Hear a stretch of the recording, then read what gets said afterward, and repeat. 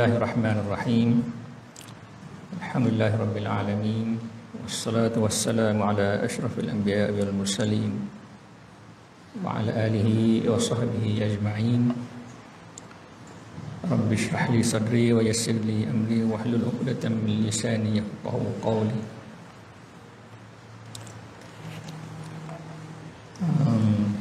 Terima kasih saudara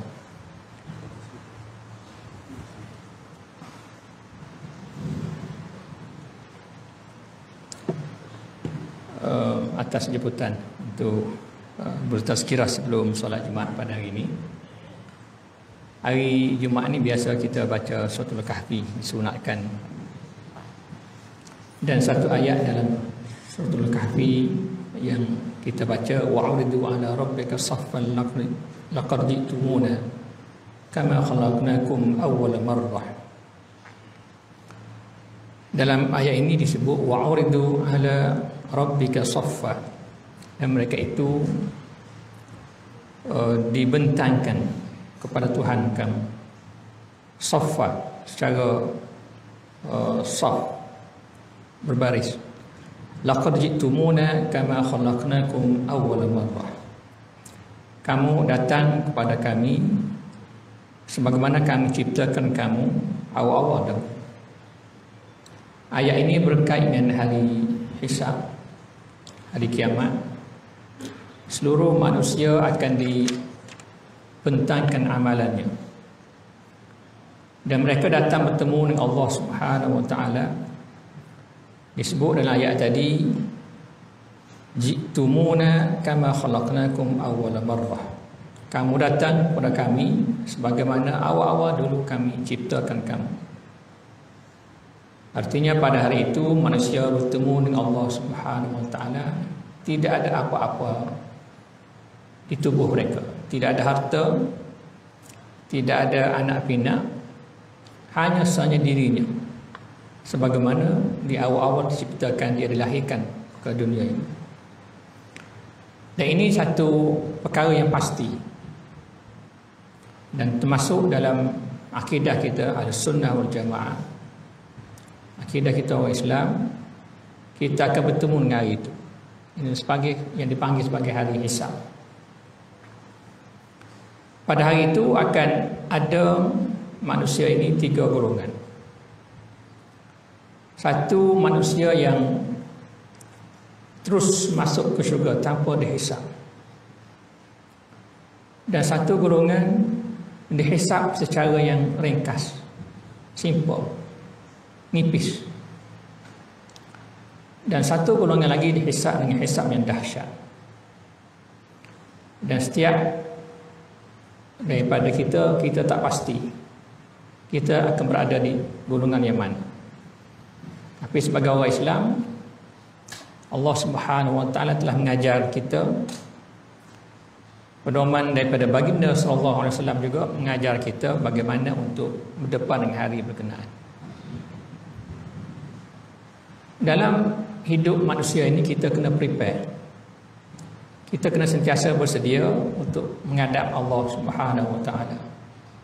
Kerana kematian ini dia akan jemput sesiapa sahaja tanpa mengira umur, tanpa mengira sihat ataupun sakit. Risiko untuk kematian itu sama saja. Orang sakit pun mati, orang sihat pun mati, orang tua mati, budak-budak pun mati, orang muda pun mati. Risiko itu sama, tapi preparation tetap kita kena bekerja ke arah itu. Dan apabila kita menghadap Allah Subhanahu wa taala di hari akhirat, kita akan melalui hari tadi. Hari yang mana manusia akan dihisab berasaskan kepada amalannya. Dalam hadis yang lain, Rasulullah ada menyebutkan tentang ma minkum ahadun sayukallimuhu rabbuhu laisa bainahu wa bainahu tarjuman. Tidak ada daripada kamu seorang, manusia orang, Allah Subhanahu, dia akan bertemu dengan Allah Subhanahu wa taala. Ketika itu tidak ada lagi orang lain yang dapat bantu dia. Dia dengan Allah sahaja. Kalau atas dunia ni kita ada talian hayat, telefon sana, telefon sini, minta tolong sana sini. guna kabel, segala jenis kabel gunakan untuk dapat sesuatu. Di hari hisab, ketika itu laisa bainahu wa bainahu tarjuman. Kita direct dengan Allah Subhanahu wa taala dan kita bawa badan tubuh kita sebagaimana kita dilahirkan tidak memiliki apa-apa. Lalu ketika itu disebutlah hadis fayanzura aymana minhu fala yara illa ma qaddama min amali. Lalu dia akan tengok belah kanannya, maka dia tak dapati, tak nampak apa sebelah kanannya kecuali amalannya, apa yang telah dia buat. Dia tengok belah kiri pun itulah yang dia nampak, apa amalan yang telah dia prepare untuk hari itu. Tengok atas, bawah, depan, belakang, dia hanya nampak apa yang dia lakukan pada hari hidup di atas dunia ini. Lalu di akhir hadis itu disebut fattaqun nar walau bisyaqqi tamrah. Oleh kerana itu takutilah akan api neraka sekalipun kalau kamu mampu bersedekah dengan sebelah buah tamar. Itu gambaran yang ada pada hari berkenaan yang kita panggil sebagai hari hisab. Dalam hadis-hadis yang lain banyak bercerita tentang hari hisab. Pada malam Mi'raj, Rasulullah SAW telah digambarkan, telah dipertunjukkan oleh malaikat tentang gambaran umatnya yang akan mereka hadapi pada hari hisab. Satu hadis digambarkan dalam perjalanan itu, Jibril telah membawa Rasulullah SAW. Lalu Rasulullah telah nampak satu umat yang ramai. Lalu Rasulullah tanya, siapa golongan itu? Kata Jibril, itulah umat kamu. Yang ramai itu, itulah umat kamu. Dan Jibril mengatakan, haulai ummatuh. Mereka itu umat kamu. Wa haula 70,000 qaddamahum la hisab 'alaihim wal 'adzab. Dan di hadapan mereka itu ada 70,000 orang yang mereka itu masuk syurga tanpa hisab. Nah, ini kita nak target. Masuk syurga tanpa hisab. Lalu ditanya oleh Rasulullah, walima, kenapa special? Apa yang specialnya? Yang 70,000 orang yang masuk syurga tanpa hisab. Qala, kata Jibril, kanu la yaktawun wa la yastarqun wa la yatatayyarun wa ala rabbihim yatawakkalun. Mereka itu semasa hidupnya, satu disebut la yaktawun. Mereka itu maksud yaktawun, maksud asal yaktawun ni berubat menggunakan api. Hukum berubat menggunakan api kita guna itu ada dibincangkan oleh para fuqaha antara haram dengan makruh, kecuali kalau ada keperluan untuk berubat dengan cara begitu. Kemudian yang keduanya, la yastarqun. Mereka itu tidak menggunakan jampi mentera, bergantung kepada Allah Subhanahu wa taala. Wa la yatatayyarun. Dan mereka itu tidak tatayyarun, tasya'un, menganggap sial pada sesuatu perkara. Buat begini jadi begini, buat begini jadi sial. Wa ala rabbihim yatawakkalun. Dan mereka itu bertawakal kepada Allah. Ini golongan yang akan masuk syurga tanpa hisab. Kalau kita tengok kepada senarai yang disebutkan tadi, maka keseluruhan senarai itu dia merujuk kepada beberapa sifat manusia di atas dunia ini. Kali yang pertama, wala yaktawun. Mereka itu tidak berubat menggunakan api. Maksudnya mereka itu berubat dengan cara yang dibenarkan dalam hukum syarak. Mereka itu kecuali dalam darurat itu, dalam ada pembincangan fuqaha untuk berubat ini, kalau diperlukan boleh guna api. Tapi maksud hadis ini dia merujuk satu kepada mereka yang bersabar dalam menerima sesuatu musibah, kesakitan. Dia sakit dan dia bersabar. Dan dia berubat, bertawakal kepada Allah Subhanahu wa taala. Kemudian yang kedua, la yastarqun wa la yatatayyarun. Itu merujuk kepada mereka yang akidahnya bersih. Bersih daripada sebarang syirik kepada Allah Subhanahu wa taala. Dan yang terakhir, wa ala rabbihim yatawakkalun, dia cover semua perkara yang tadi.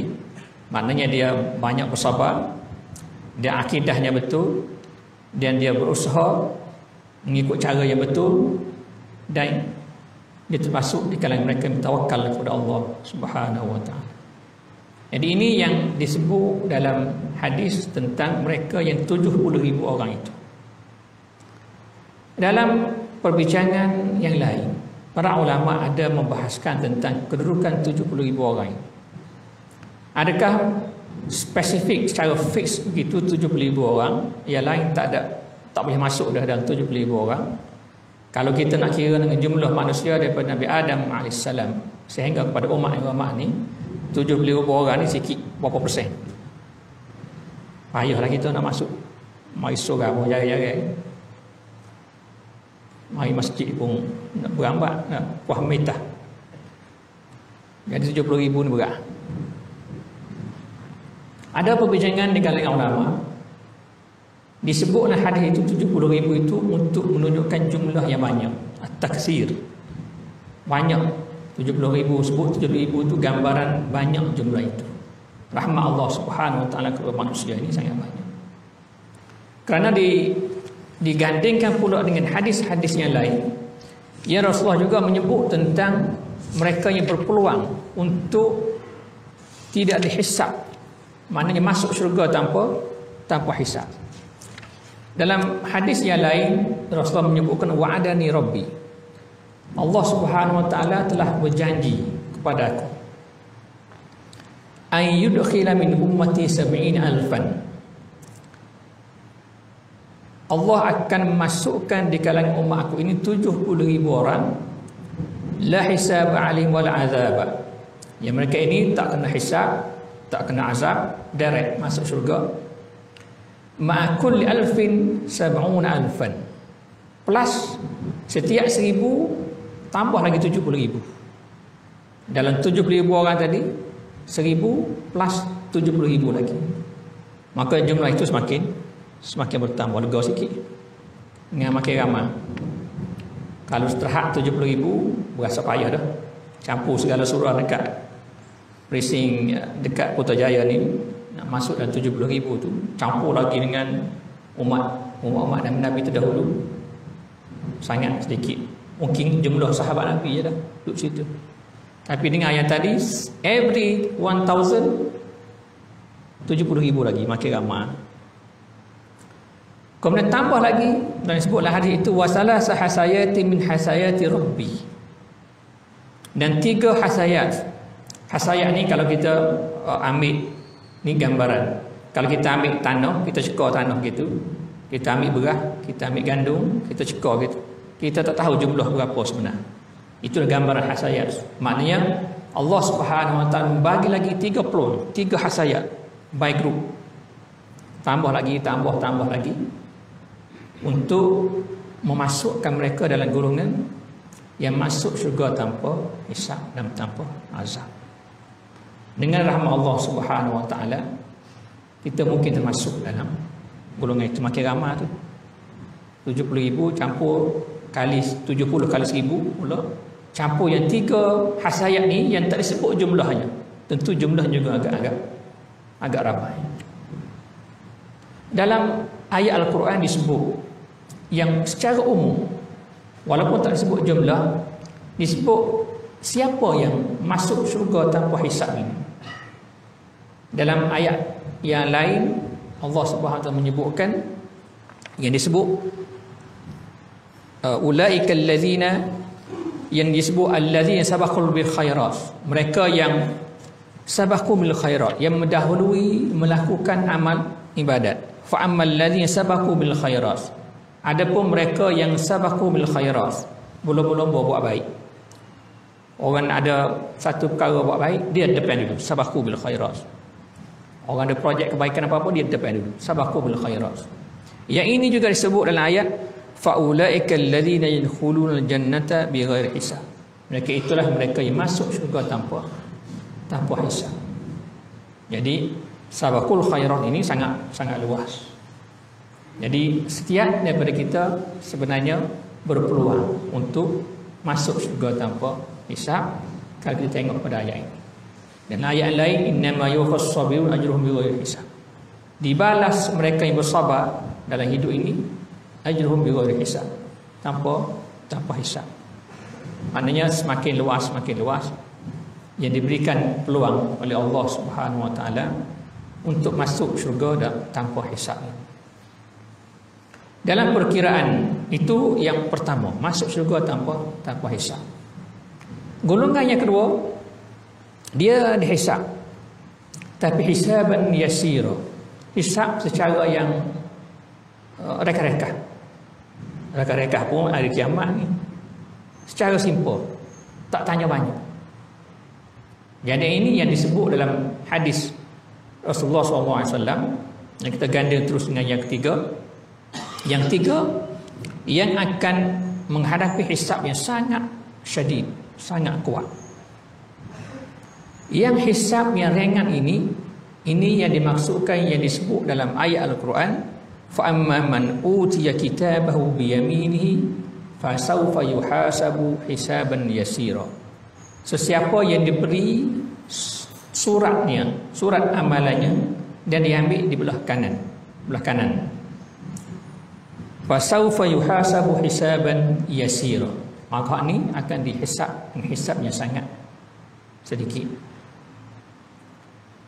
Dalam hadis yang lain, Rasulullah ada menyebutkan, apabila Rasulullah menyebut laisa ahadun yuhasabu yaumal qiyamati illa halaka, Rasulullah menyebut kalau orang tu dihisab di hari kiamat illa halaka, dia memang confirm masuk neraka. Kalau dia terkena hisab, ya, confirm masuk neraka. Jadi Aisyah bertanya, macam mana pula? Aisyah tanya, sedangkan dalam Al-Quran yang saya bacakan tadi, sesiapa yang menerima amalan melalui kanannya, maka dia akan dihisab dengan hisab yang sedikit. Yang ni Nabi sebut pula, sesiapa yang dihisab confirm masuk neraka. Jadi seolah-olah ada pertentangan di situ. Lalu dijawab oleh Rasulullah SAW, innama zalikal ard wa laysa ahadun yunaqashu al-hisaba yawmal qiyamati illa uzziba. Yang dimaksudkan ayat itu, yang dihisab yang kecil itu, hisaban yasira, sebenarnya bukan hisab pun, al-ardu. Dia dibentangkan amalannya dari kiamat. Okey, si fulan bi fulan, ini kamu buat goni lah, dibentangkan apa dosa yang telah dilakukan pada atas dunia ni. Buat begini. Lalu Allah mengatakan, di atas dunia aku telah tutup dosa kamu, orang tak tahu. Dan sekarang aku ampunkan dosa kamu. Maka mereka inilah yang disebut sebagai hisaban yasira. Maknanya dia bukan hisab, tapi innama zalikal ard, kata Rasulullah, dia dibentangkan sahaja. Dibentang kes. Buka file, ini masalah kes ini. Patut baliklah. Lebih kurang begitu. Maknanya dibacakan kesnya, tapi Allah Subhanahu wa taala Maha Pengampun, Maha pemberi rahmat kepada manusia. Wa rahmati wasi'at kulla syai. Rahmat aku ini meliputi semua perkara, termasuk di hari akhirat. Rahmat Allah Subhanahu wa taala akan meliputi manusia ini, yang menjadikan ada amalan-amalan dosa yang dilakukan di atas dunia ini diampunkan oleh Allah Subhanahu wa taala. Di atas dunia ini ramai manusia tak tahu dia buat dosa, Tuhan telah tutup aibnya, tutup dosanya di hadapan manusia. Di hari akhirat Tuhan ampunkan purut dosanya itu. Itulah besar dan luasnya rahmat Allah Subhanahu wa taala. Dan kerana itulah dalam hadis yang lain Rasulullah bersabda, la yudkhilakum amalukumul jannah. Amalan kamu itu tidak akan memasukkan kamu dalam syurga. Lalu sahabat bertanya, wala anta ya Rasulullah, adakah baginda pun begitu? Masuk syurga bukan kerana amalan? Kami dah tengok baginda kuat beribadat sampai bangun malam, bengkak kaki dan sebagainya. Wala anta ya Rasulullah, kamu pun begitu pun, dah buat amal kuat, masuk syurga tak boleh lagi. Wala ana, kata Rasulullah, aku pun macam itulah, illa an yataghammadani Allah bi rahmati, kecuali Allah telah meliputkan, mengurniakan rahmatnya kepada aku, maka kerana itu aku dapat masuk syurga Allah Subhanahu wa taala. Dan rahmat itulah yang akan dikurniakan kepada semua orang Islam yang beriman, yang diampunkan dosanya oleh Allah Subhanahu wa taala. Kalau kita tak boleh masuk hak pertama tadi, berasa sikit, hak yang kedua ni makin ramai sikit. Peluang tu makin luar. Peluang untuk mendapat rahmat Allah Subhanahu wa taala. Itu golongan yang kedua. Golongan yang ketiga yang akan menghadapi hisab yang sangat kuat. Ini cek satu-satu. Baca satu-satu kesnya. Buat tu buat gini, dosa tu dosa ni. Ini yang ketiga, dan mereka yang tidak beriman kepada Allah Subhanahu wa taala, dan termasuk juga golongan yang beriman tetapi melakukan dosa dan tidak bertaubat kepada Allah Subhanahu wa taala, dan mereka ini juga akan dihisab yang sangat berat. Cuma yang membezakan antara orang beriman dengan orang yang tidak beriman, orang yang tidak beriman confirm kekal dalam neraka. Adapun orang yang beriman, dia akan diazab berasaskan kepada dosa-dosanya dan akhirnya akan dibawa ke syurga Allah Subhanahu wa taala. Kita aim hak pertama dengan yang kedua sajalah. Hak yang tiga ni kita minta jauh daripada Allah Subhanahu wa taala. Kita minta kita termasuk golongannya masuk syurga tanpa hisab. Itu yang kita harapkan semua. Dan rahmat Allah Subhanahu wa taala, dia boleh maafkan semua dosa manusia. Wa ya'fu an katsirin, Allah itu memaafkan banyak kesalahan-kesalahan manusia di atas muka bumi ini. Itulah rahmat yang kita harapkan daripada Allah Subhanahu wa taala. Tapi dalam kita nak berdepan dengan hisab ini, maka ada beberapa perkara yang akan dipertanyakan, yang sabit dalam hadis-hadis yang lain. Antaranya akan ditanya tentang fima tidak bergerak kaki anak Adam pada hari kiamat, kecuali dia akan dipertanyakan tentang beberapa perkara. Yang pertama akan ditanya tentang umurnya, fima afnah. Akan tanya umur kamu lama ni hidup ni 80, 90 tahun umur ni hidup ni. Buat apa? Gitu lebih kurang gitulah. Umur separuh habaq ni hidup 50 tahun. Buat apa? Panjang umur ni. Fima afnah. Kemudian ditanya juga tentang an ilmi fima fa'al. Ilmu banyak. Ngaji dapat bersua sana sini, boleh ilmu. Buat apa ilmu? Tanya. Wa ammali min aina iktasabu wa fima anfaqa. Hartanya ambil daripada mana, sumbernya halal atau haram, dan diinfakkan, dibelanjakan kepada yang halal ataupun yang haram. Dan yang terakhir ditanya tentang badannya, tubuhnya, tentang jasadnya, di mana dia gunakan tenaga yang ada itu, adakah pada jalan Allah ataupun pada jalan yang tak dibenarkan dalam agama ini. Jadi semua ini akan dipertanyakan di hari kiamat. Cumanya beza antara seorang sama ada dihisab itu ringan ataupun tanpa hisab. Ringan ataupun tanpa hisab, ataupun dihisab yang sangat keras, yang sangat pedih. Jadi itulah satu keyakinan daripada kita, dan itulah akidah kita. Kita akan bertemu dengan Allah Subhanahu wa taala dan siap. Wa may ya'mal mithqala dzarratin khairan yarah. Buat baik sikit pun dia akan tengok. Kemudian wa may ya'mal mithqala dzarratin syarran yarah. Buat jahat sikit pun dia akan tengok di hari kiamat. Ketika itu dia dengan Allah Subhanahu wa taala, sebagaimana disebut dalam hadis tadi, laisa bainahu wa bainahu tarjuman. Antara dia dengan Allah tidak ada orang lain dah. Dia seorang-seorang gitu kan. Untuk bertemu dengan Allah Subhanahu wa taala. Perkiraan pada majlis itu perkiraan apa yang kita buat di atas dunia ini.